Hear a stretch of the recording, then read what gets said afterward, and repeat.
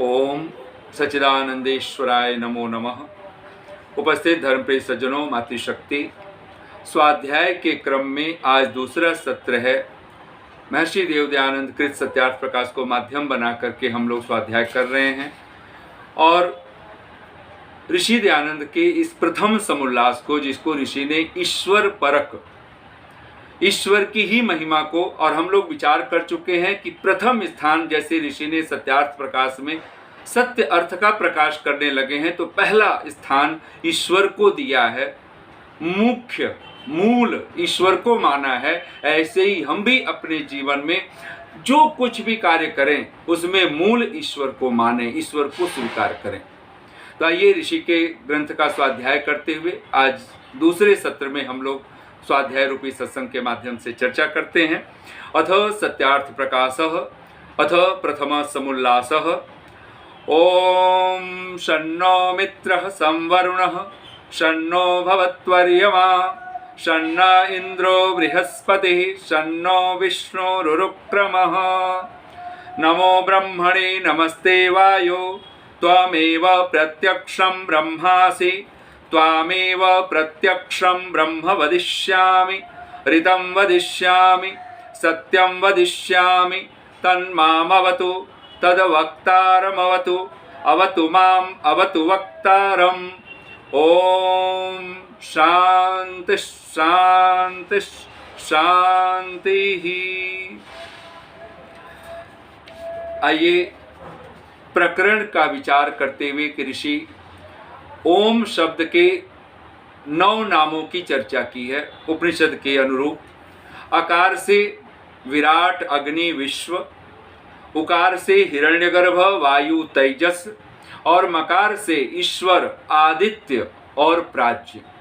तो यहाँ पर प्रसंग हुआ कि प्रश्न उठाया गया कि क्या ये नाम विराट आदि ईश्वर के ही लेने चाहिए, ये देवताओं के, औषधियों, वनस्पतियों के भी तो हो सकते हैं। तो वहाँ पे ऋषि ने कहा कि नहीं, ये प्रकरण ईश्वर का चल रहा है और ओम का जो मूल जो नाम है ओम, ये परमात्मा का सर्वोत्तम नाम है, मुख्य नाम है, उसका निज नाम है। और इस एक नाम में ही बहुत से नाम आते हैं और पंच महायज्ञ विधि आदि में तो ऋषि के शब्द हैं कि इस ओम में ही सब नामों के अर्थ आ जाते हैं। तो पूरी श्रद्धा के साथ इसी प्रकरण को ऋषि लिखते हैं आगे। अथ मंत्रार्थ। तो सबसे पहले यजुर्वेद का प्रमाण रूप में उद्धृत किया है ओम खम ब्रह्म। ये बहुत प्रसिद्ध मंत्र की सूक्ति है। यजुर्वेद अध्याय 40 मंत्र संख्या 17। ऋषि लिखते हैं, देखिए वेदों में ऐसे ऐसे प्रकरणों में ओम आदि परमेश्वर के नाम आते हैं। तो यहाँ पर जो 40वें अध्याय का ये 17वां मंत्र है, तो यहाँ पर सहज रूप से सीधा ही मंत्र में है ओम खम ब्रह्म। तो कहते हैं यहाँ जो 3 ओम खम ब्रह्म, ये यहाँ पे प्रकरण में परमेश्वर के ही नाम है। छांदोग्य उपनिषद का प्रमाण देते हुए लिखते हैं ओम इति एतद अक्षरम उद्गीतम उपासीत। ओम इति एतद अक्षरम उद्गीतम उपासीत। छांदोग्य उपनिषद 1:11 जो इसका एड्रेस है। मांडुक्य उपनिषद का उदाहरण देते हैं ऋषि, ओम इति एतद अक्षरम इदम सर्वम तस्य उपव्याख्यानम। मांडुक्य यहाँ पे मंत्र संख्या 1 है। यहाँ पे भी ओम इस और अक्षर आदि कह करके जो व्याख्या किया है, तो यहाँ पे भी ऋषि कहते हैं प्रकरण में यहाँ ओम परमात्मा का ही नाम है। पुनः कठोपनिषद के माध्यम से ऋषि प्रमाणभूत में प्रस्तुत करते हैं, सर्वे वेदा यत पदम आमनन्ति तपांसि सर्वाणि च यद वदन्ति यदिच्छन्तो ब्रह्मचर्यं चरन्ति तत्ते पदम संग्रहेण ब्रवीमि ओम इति एतत्। तो कठोपनिषद का यहाँ पर प्रमाण देते हुए ऋषि कहते हैं यहाँ पे भी जो ओम शब्द है ये परमात्मा का ही वाचक है। मनुस्मृति का प्रमाण देते हुए ऋषि लिखते हैं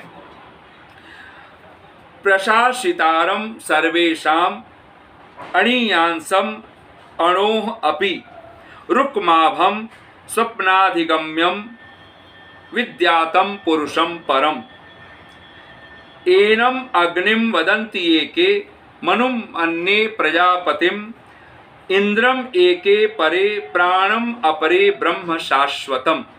मनुस्मृति अध्याय 12 संख्या 122 और 123। एक उपनिषदों की संख्या मूलतः जो उपनिषद हैं वो 10 हैं, जिसको ऋषि ने प्रमाण के रूप में स्वीकार किया है। और एकादश उपनिषद भी जब चर्चा में आते हैं तो आदि शंकराचार्य ने महत्व दिया है श्वेताश्वतर उपनिषद को। तो कुल ईश, केन, कठ, प्रश्न, मुंडक, मांडुक्य, ऐत्रेय, तैत्रेय, छांदोग्य, बृहदारण्यक, श्वेताश्वतर, ये कुल मिलाकर के जो एकादश उपनिषद हैं ये प्रमाण रूप में हैं। और इस समय हम लोगों को जो सुनाई देता है, कोई 108 उपनिषदों की बात करता है, कोई 200 से भी ऊपर, 250 की से भी ऊपर संख्या उपनिषदों की बताई जाती है। तो यहाँ पर एक उपनिषद का प्रमाण रूप में प्रस्तुत किया है जिसका एड्रेस कैवल्य उपनिषद लोग बताते हैं। तो यहाँ पर कैवल्य उपनिषद का ऋषि ने प्रमाण दिया है, स ब्रह्मा स विष्णु स रुद्र स शिव सो अक्षर स परमः स्वराट स इंद्र स कालाग्नि स चंद्रमाः। ये कैवल्य उपनिषद। अब ऋषि ऋग्वेद, यजुर्वेद, सामवेद, अथर्ववेद, इन 4 वेदों से 4 मंत्रों को प्रमाण रूप में प्रस्तुत करते हैं कि यहाँ पे भी जैसे उपनिषद का प्रमाण दिया कैवल्य उपनिषद का कि यहाँ पे ब्रह्मा, विष्णु, रुद्र, शिव आदि जो नाम है ये परमात्मा के ही नाम है। तो ऋग्वेद का प्रमाण देते हैं, इंद्रम मित्रम वरुणम अग्निम आहुः अथो दिव्यः स सुपर्णो गरुत्मान एकम सद विप्रा बौधा वदन्ति अग्निम यमम मातरिश्वानम आहुः। तो ऋग्वेद 164 46, प्रथम मंडल 164 सूक्त, मंत्र संख्या 46। अब ऋषि कहते हैं कि इन मंत्रों में भी जो इंद्र, मित्र, वरुण आदि नाम हैं, दिव्य, सुपर्ण, गरुत्मान आदि हैं, ये सब परमेश्वर के ही नाम हैं गुण कर्म स्वभाव के अनुरूप। अब यजुर्वेद का प्रमाण देते हैं, भूरसी भूमि रसी अदिति रसी विश्वधाया विश्वस्य भुवनस्य धर्त्री पृथ्वीं यच्छ पृथ्वीं दृंह पृथ्वीं मा हिंसी। यजुर्वेद अध्याय 13 मंत्र संख्या 18। तो यहाँ पे भी ऋषि कहते हैं जो भूमि आदि शब्द है, पृथ्वी शब्द है, ये परमात्मा का वाचक है, न कि ये जो प्रत्यक्ष दिखने वाली धरती है। तो यहाँ पे भी इस यजुर्वेद का प्रमाण दिया कि भूमि आदि शब्द है, भू शब्द है, तो यहाँ पर ये धरती शब्द है, तो पृथ्वी शब्द है, तो ये शब्द किसके लिए हैं? तो यहाँ पृथ्वी साक्षात परमात्मा का ही वाचक है। पुनः सामवेद के उत्तरार्चिक मंत्रों में से प्रमाण देते हैं, इंद्रो महना रोदसी पप्रथच्छव इंद्र सूर्यमरोचयत इंद्रे ह विश्वा भुवनानि ये मिर इंद्र स्वाना स इंदवः। यहाँ पे भी इंद्र आदि जो नाम है, सूर्य आदि नाम है, तो कहा कि यहाँ पे वे सारे जो नाम है ये परमेश्वर के ही नाम है, परमेश्वर का ही वाचक है। अथर्ववेद का प्रमाण और सामवेद में ये जो मंत्र है संख्या है, तो सामवेद उत्तरार्चिक 7, 8, 2। इन्हीं प्रकरण का ध्यान रखते हुए ऋषि अथर्ववेद के एक मंत्र का प्रमाण देते हैं, प्राणाय नमो यस्य सर्वमिदं वशे यो भूतः सर्वस्य ईश्वरो यस्मिन् सर्वं प्रतिष्ठितम्। तो यहाँ पर प्राणाय नमो, प्राण कह करके तो क्या जो हम श्वास प्रश्वास लेते हैं उस प्राण की बात है? तो कहा नहीं, यहाँ प्रकरण में जो प्राण शब्द है ये परमात्मा का वाची है। तो ये ऋषि ने मंत्र का ओम खम ब्रह्म यजुर्वेद, ओम इति एतद अक्षरम उद्गीतम उपासित कह करके छांदोग्य उपनिषद, ओम इति एतद अक्षरम इदम सर्वम तस्य उपव्याख्यानम मांडुक्य उपनिषद, सर्वे वेदा यत पदमामनन्ति ये कठोपनिषद, प्रशासितारम सर्वेशाम कह करके ये जो मनु महाराज का जो प्रमाण दिया है, स ब्रह्मा स विष्णु स रुद्र इंद्रम मित्रम वरुणम अग्निम आहुः भूरसी भूमिरसी इंद्रो महना रोदसी प्राणाय नमो यस्य सर्वमिदं वशे। ये सारे प्रमाण ऋषि ने जो दिए हैं, इन प्रकरणों में ईश्वर ही एकमात्र प्रकरणवश अर्थ निकलता है और ईश्वर का ही वाचक है। तो ऋषि इन मंत्रों का अर्थ करते हैं और ऋषि के ही शब्द हैं, हम एक बार स्वाध्याय के रूप में पढ़ते हैं हम लोग। यहाँ इन प्रमाणों के लिखने में तात्पर्य यही है कि जो ऐसे ऐसे प्रमाणों में ओंकार आदि नामों से परमात्मा का ग्रहण होता है, यानी जिन मंत्रों में हम लोग नाम दिए ओंकार आदि, ओम तो है ही जहाँ पर, और खम है, ब्रह्म आदि और जितने नाम हैं, तो इन सबसे परमात्मा का ही ग्रहण होता है। परमात्मा कहें, ईश्वर कहें, भगवान कहें, जो हम उस परम सत्ता को जो एक है, भूतस्य जातः पति एक आसीत का करके जिसे भगवान ने अपनी स्वरूप का वर्णन किया है, तो ऋषि कहते हैं यह लिखाए हैं तथा परमेश्वर का कोई भी नाम अनर्थक नहीं है। परमेश्वर का कोई भी नाम, ओम तो है ही, जहाँ 9 नाम वहाँ पर विराट अग्नि विश्व आदि हम लोग चर्चा कर चुके हैं, पढ़ चुके हैं, तो कहते हैं ईश्वर का कोई भी नाम ऐसा नहीं है जो अर्थवान ना हो, सार्थक ना हो, अर्थात वो अर्थवान है। अनर्थक का अर्थ अनर्थ अर्थ में नहीं है, अर्थवान है, अर्थ नहीं है ऐसा नहीं है। तो उदाहरण दिया है, जैसे लोक में दरिद्री आदि के धनपत आदि नाम होते हैं। इस संसार में हम लोग नाम देख लेते हैं, बहुत सारे अपने माता पिता अपने बच्चों का नाम रखते हैं, तो नाम तो रखा है धनपति, लेकिन वो दरिद्र है, तो नाम के अनुरूप उसको धनपति नाम था तो धनपति होना चाहिए, लेकिन धनपति नहीं है वो गरीब, लेकिन नाम धनपति है। इससे यह सिद्ध हुआ, तो ऋषि कहते हैं कि ऐसे परमात्मा का कोई नाम नहीं होता है कि हम परमात्मा को दयालु कहें तो परमात्मा का बस दयालु नाम भर है, वो दया नहीं करता है, तो ऐसा नहीं कह सकते। वो दयालु है तो दयालु है, वो दया करता है, कृपा करता है। वह ईश्वर है तो ऐश्वर्य वाला है, वो जगत को रचता है। इस अर्थ में फिर ऋषि लिखते हैं, इससे यह सिद्ध हुआ कि कहीं गौणिक, कहीं कार्मिक और कहीं स्वाभाविक अर्थों के वाचक हैं। यानी ईश्वर के जितने भी नाम हैं ओंकार आदि, तो कहते हैं वो सब नाम कहीं गौणिक हैं, अर्थात गुणवाची हैं, गुणों के कारण ईश्वर में वो गुण विशेष हैं, इसलिए ईश्वर का वो नाम है। कहीं वो कार्मिक है, वैसे ईश्वर कर्म करता है, तो जिस तरह के ईश्वर के कर्म हैं, परमेश्वर के कर्म हैं, उस कर्म के आधार पर परमेश्वर के नाम है, तो उनको कार्मिक कहा। और जो परमेश्वर में सहज वो गुण है, वो स्वभाव है परमेश्वर का, जैसे सच्चिदानंदेश्वराय नमो नमः कह करके ऋषि पुकारते हैं कि वो परमात्मा स्वरूप है, नित्य शुद्ध बुद्ध मुक्त स्वभाव है। तो यह जो स्वभाव है, हम जिसको जैसे अग्नि का स्वभाव है, रूप गुण है, दाहकता उसका गुण है, तो अग्नि का वो धर्म है, अग्नि का वो स्वभाव है। ऐसे परमेश्वर का स्वभाव क्या है? वह सत्य चिद आनंद स्वरूप है, वो सच्चिदानंद, ये उसका स्वभाव है, आनंद उसका स्वभाव है, सत्य उसका स्वभाव है, चैतन्यता ज्ञान उसका स्वभाव, इसलिए अब ज्ञान स्वरूप बोलते हैं, सत्य स्वरूप बोलते हैं, आनंद स्वरूप बोलते हैं। तो इसको परमात्मा का स्वाभाविक अर्थों का वाचक कहा है। ऋषि लिखते हैं ओम आदि नाम सार्थक हैं, यानी ओम यह जो नाम है और आदि यानी जितने और हम नाम अग्नि, इंद्र, मित्र, वरुण आदि जो नाम हम पढ़ते हैं, तो कहते हैं सब नाम सार्थक हैं। तो एक मंत्र का प्रमाण देते हुए जो कहा ओम खम ब्रह्म, यजुर्वेद के 40वें अध्याय का 17वां मंत्रांश है। तो बहुत छोटी सी व्युत्पत्ति ऋषि ने किया है। ओम का क्या अर्थ है? तो कहते हैं अवति इति ओम। ओम की बहुत छोटी सी व्युत्पत्ति अवति इति ओम। कहते हैं आकाशम इव व्यापकत्वात् खम सर्वेभ्यो बृहत्वाद ब्रह्म। तो कहते हैं ओम की व्युत्पत्ति है अवति इति ओम। अब धातु के महर्षि पाणिनि ने 19 अर्थ किए हैं। अब उन 19 अर्थों में से एक अर्थ जो मुख्य अर्थ है वो रक्षा अर्थ है कि परमात्मा हमारी रक्षा करता है, वो सर्वरक्षक है। तो रक्षा करने वाले, रक्षा जब हम किसी की रक्षा करते हैं तो उसका धारण, पोषण और जितने भी गुण, रक्षा एक शब्द अगर हमने रक्षक कह दिया तो फिर उसमें सब विशेषताएं आ जाती हैं।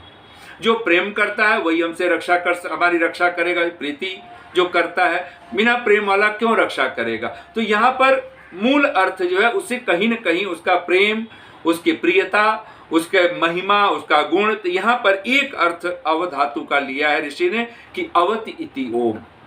और अवति के 19 अर्थ, यहाँ पे ऋषि ने एक अर्थ लिया रक्षक।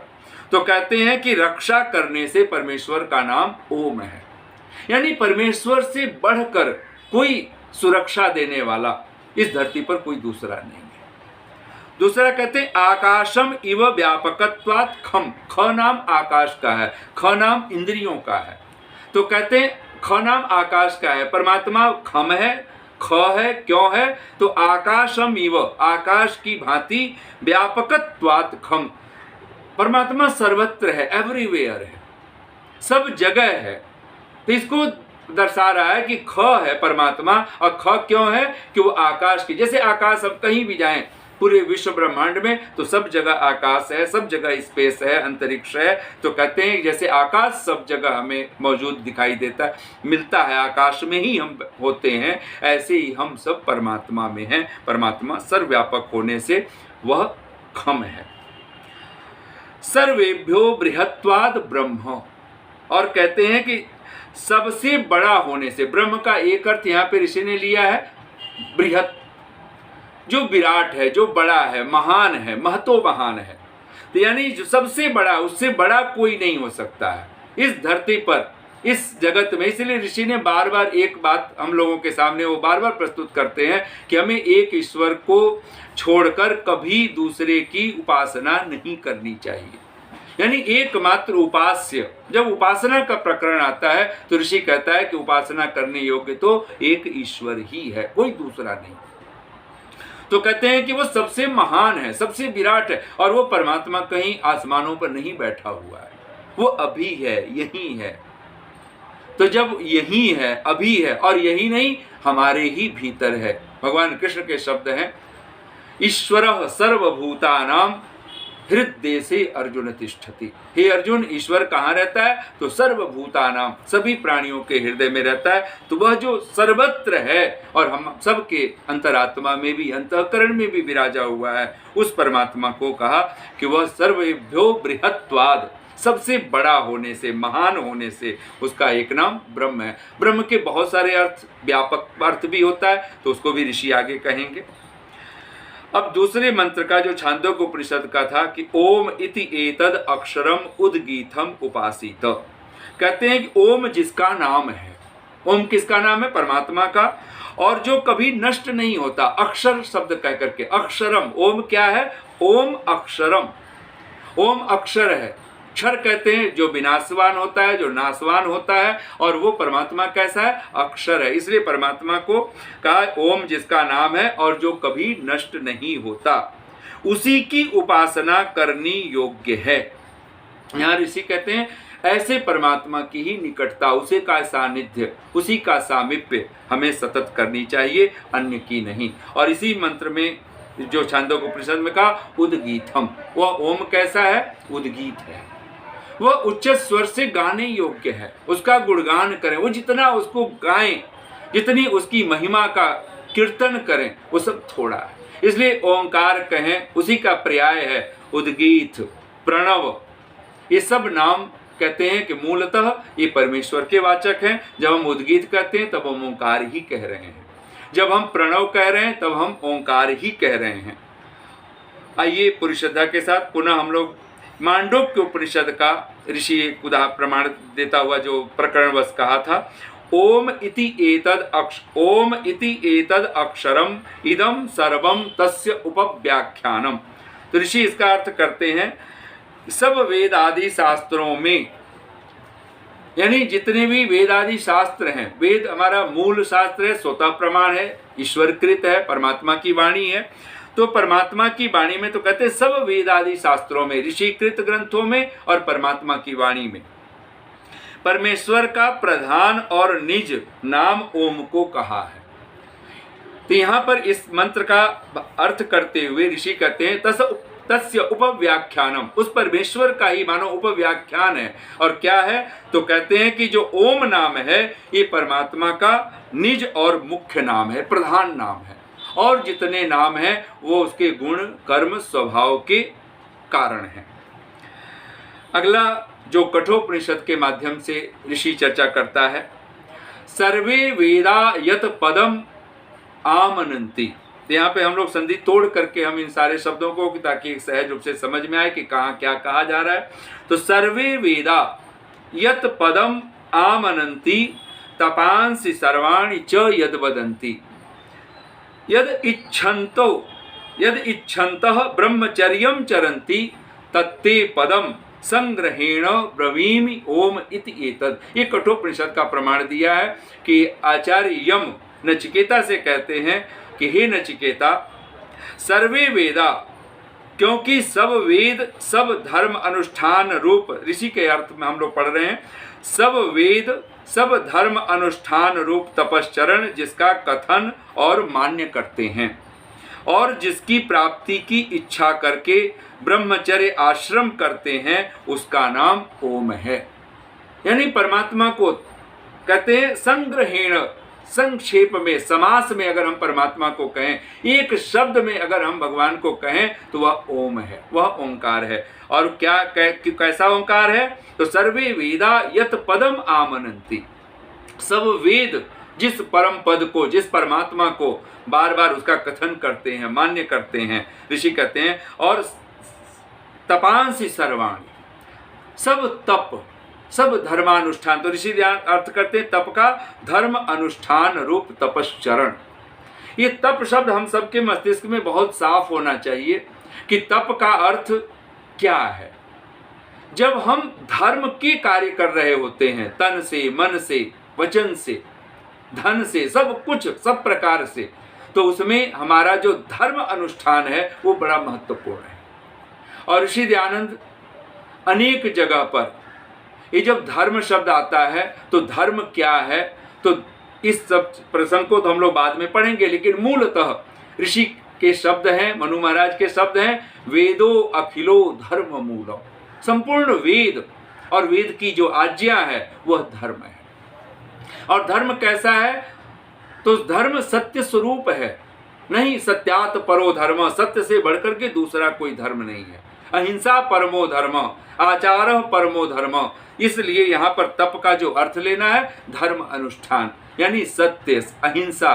और इसलिए धर्म के जो 10 लक्षण मनु महाराज कहते हैं, तो उसमें सबसे पहले धृति, धैर्य को कहा है। धृति क्षमा दमो अस्तेयम शौचम इंद्रिय निग्रह धीर विद्या सत्यम अक्रोधो दशकम धर्म लक्षणम। ये 10 लक्षण अगर दिखाई देते हैं तब तो वो धर्म है। और ये लक्षण अगर हमारे कर्म में, हमारे व्यवहार में, हमारे आचरण में अगर ये लक्षित होते हो, परिलक्षित होते हो, तो हमें वो तप कहलाएगा। और हम लोग कबीर की 2 पंक्तियां हम लोग बहुत बचपन से सुनते आए हैं, सांच बराबर तप नहीं, झूठ बराबर पाप, जाके हृदय सांच है, ताके हृदय प्रभु आप। तो यहाँ पर कबीर ने बहुत सहज ढंग से कह दिया कि सच ही तप है, सत्य ही तप है। पुनः यहाँ पर प्रशासितारम कह करके जो प्रशासिता आदि जो मनु महाराज ने जो नाम दिया कि एतम अग्निम वदंती, कि कोई अग्नि कहता है, कोई मनु के नाम बताता है, प्रजापति है, तो ये किसके नाम है? तो सब परमात्मा के ही नाम हैं। तो ऋषि लिखते हैं प्रशासितारम, प्रशासिता कौन है? तो कहते हैं जो सबको शिक्षा देने हारा। फिर कहते हैं सर्वेशाम अणियांसम अणोह अपि, और सूक्ष्म से जो सूक्ष्म है। फिर कहते हैं रुक्माभम, रुक्माभ है, यानी स्वप्रकाश स्वरूप है, जिसका जो स्वयं प्रकाशित, जैसे सूर्य अपने प्रकाश से प्रकाशित है, पृथ्वी चंद्रमा आदि जो दूसरे ग्रह हैं वो सूर्य के प्रकाश से प्रकाशित हैं। तो कहते हैं कि यहाँ परमात्मा कैसा है कि रुक्माभ है, वो सूर्य की तरह स्वप्रकाश से प्रकाशित है। फिर कहा स्वप्नाधिगम्यम, परमात्मा कैसा है? यहाँ स्वप्न का अर्थ निद्रा नहीं है। जैसे नींद में हम जब विश्राम में होते हैं तो वो एक अवस्था होती जहाँ से हमारी सारी इंद्रियां, हमारी सारी चित्तवृत्ति मानो सिमट जाती है। हम आँख बंद हो जाती है, कान बंद हो जाते हैं, वैसे कान खुले हुए भी बंद हो जाते हैं। हम सब, हमारी सारी इंद्रियां मानो सिमट गई। जैसे कुर्मंगानी, जैसे उदाहरण दिया है भगवान कृष्ण की भगवत गीता में, कि जैसे कछुआ अपने सारे अंगों को समेट लेता है। तो जब हम नींद में होते हैं, स्वप्न में भी होते हैं, तो उसका एक उदाहरण दिया है। और स्वप्न का अर्थ यहाँ समाधि अर्थ किया है ऋषि ने, क्योंकि जैसे नींद में, निद्रा में हम सब प्रकार से समाहित हो जाते हैं, ऐसे स्वप्नाधिगम्य जो समाहित बुद्धि से जानने योग्य है। इसलिए ध्यान में, समाधि में एक हम प्रतीकात्मक हम लोग अनुभव करते हैं कि हम अपने आँख बंद कर लें। जब भी हम प्रार्थना करें, उपासना करें, ध्यान में बैठें, तो नेत्र जरूर बंद करने चाहिए। बहुत सारे साधक लोग तो मैंने सुने हैं कि उन लोगों ने कान में रुई भी लगा लेते हैं ताकि बाहर की ध्वनियाँ हमें कहीं किसी तरह से विक्षेप न करे, तो कान में रुई रख लेते हैं। कि ये दो चीज़ें, आँख और कान, ये बाहर हमारे जगत से जुड़ता है। हम निंदा, स्तुति जो कुछ भी सुनते हैं वो कान से सुनते हैं। तो ये कोशिश करनी चाहिए कि जहाँ पर कि हमें व्यर्थ की वाणी हमारे कानों में ना पड़े, और जब हम ध्यान में बैठें, भगवान की स्तुति में बैठें, आराधना में बैठें, अगर हमें मंत्र स्मरण हो तो, और जब भी हाथ जोड़ करके, करबद्ध होकर के हम प्रार्थना करें, तो कहते हैं उस क्षण क्या करना चाहिए, उस क्षण परमात्मा को ध्यान में रख करके तो आँख बंद जरूर करने चाहिए, अवश्य करने चाहिए। तो कहते हैं गम्यम, जो स्वप्नाधिगम्य है, समाधिस्थ बुद्धि से जानने योग्य है। जो चित्त की 5 भूमियां कहलाती हैं, उसमें भी हम सब जानते हैं कि क्षिप्त, मूढ़, विक्षिप्त, इन 3 जो चित्त की भूमि है, अवस्था है, इसमें तो कभी कोई व्यक्ति कुछ विचार ही नहीं कर सकता है। कुछ संसार को भी जानना है तो क्षिप्त चित्त वाला व्यक्ति कुछ समझ नहीं सकता है, सुन नहीं सकता है। हम जब मूढ़ अवस्था में होते हैं तब सोचने समझने की क्षमता हमारी खत्म हो जाती है। जब विक्षिप्त दशा में होते हैं और प्रायः तब हम कुछ समझते हैं, कुछ ना समझ वाली अवस्था होती है, और संसार में हम ऐसे ही हम चल रहे होते हैं। लेकिन मूलतः जो समाधि की जो अवस्था कही गई वो चित्त की एकाग्र अवस्था और निरुद्धावस्था। निरुद्धावस्था तो परमात्मा की ही कृपा से प्राप्त होती है, और परमात्मा को हम उस क्षण मानो जान लेते हैं, उस मोक्ष दशा को भी, अपने आत्म स्वरूप को भी। इसलिए ऋषि ने यहाँ पे लिखा स्वप्नाधिगम्य गम्यम, और अगला शब्द कहा विद्यातम पुरुषम परम, उसको परम पुरुष जानना चाहिए। भगवान का एक नाम परम पुरुष कह करके यहाँ मनु महाराज कहते हैं, वह परम पुरुष है। इस जगत में कहते हैं प्रकृति और पुरुष, एक प्रकृति है जो जड़ है, और दूसरा पुरुष है। पुरुष यानी परमात्मा, पुरुष यानी आत्मा। आत्मा को भी पुरुष कहा गया है, परमात्मा को पुरुष कहा गया है। और कहते हैं ये जगत एक पुरी है, एक ब्रह्मांड भी मानो एक नगर है। इस पुरी में जो रहता है वो परमात्मा, और इस शरीर रूपी, इस देह रूपी पुरी में जो रहता है, चाहे छोटे से छोटे जीव का शरीर हो या बड़े से बड़े किसी पशु पक्षी का हो अथवा मनुष्य का हो, कहते हैं जो शरीर रूपी पुरी में, नगरी में रहता है वह भी पुरुष है। और भगवत गीता में भगवान को सहज रूप से पुरुषोत्तम कह करके पुकारा है। तो कहा कि वह परम पुरुष, जिसको पुरुषोत्तम भगवान कृष्ण कह रहे हैं, वो यहीं पर मनु महाराज उसको परम पुरुष कह रहे हैं। और कहते हैं स्वप्रकाश। अब यहाँ पर कहते हैं एतम अग्निम वदन्ति ये के, तो कुछ आचार्य, कुछ विद्वान लोग इस परमात्मा को क्या क्या कहते हैं, तो यहाँ पे ऋषि लिखते हैं और स्वप्रकाश होने से अग्नि, विज्ञान स्वरूप होने से मनु, सबका पालन करने से प्रजापति, और परम ऐश्वर्यवान होने से इंद्र, सबका जीवन मूल होने से प्राण, और निरंतर व्यापक होने से परमेश्वर का नाम ब्रह्म है। तो समय जिस क्रम में हम लोग बैठे हुए हैं, स्वाध्याय का ये दूसरा सत्र, तो हम इसको समापन की तरफ, हालांकि अभी जो ऋषि के प्रमाण हैं, तो अभी थोड़े से 6 जो प्रमाण दिए थे 6 मंत्रों के माध्यम से, तो उनके चर्चा हम लोगों ने अभी की है। और अभी मनु महाराज का कि अग्नि, इस पर हम लोग विचार करेंगे। तो इसको अगले सत्र में हम लोग पुनः इस पर चर्चा करें, विधिवत परमात्मा से प्रार्थना करते हुए। और ऋषि दयानंद हम सबसे चाहते हैं कि हम अपने जीवन में परम प्रत्यक्ष, जिसको हम नहीं भी देख रहे हैं, हम इस जगत को इसलिए कहते हैं ना कवि के शब्दों में, जहालत से हम तुझको देखें ना देखें। जहालत कहते हैं नासमझी को, मूढ़ता को, क्योंकि ऋषि ने ये जो तैत्तरीय उपनिषद का जो प्रमाण दिया है, त्वम एव प्रत्यक्षम ब्रह्मासि, हे प्रभु आप ही प्रत्यक्ष ब्रह्म हो।